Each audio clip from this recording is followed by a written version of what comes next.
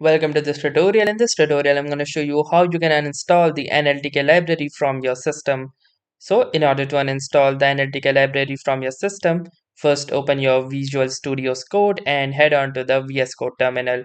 Then in the terminal, you need to type in the following command, which is pip uninstall NLTK.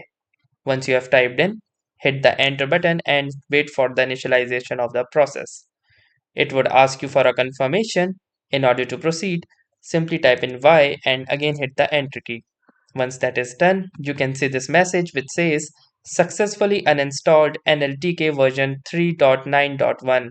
So that means that the NLTK library has been successfully uninstalled from our computer system. So that's it for this video. I will see you in the next one.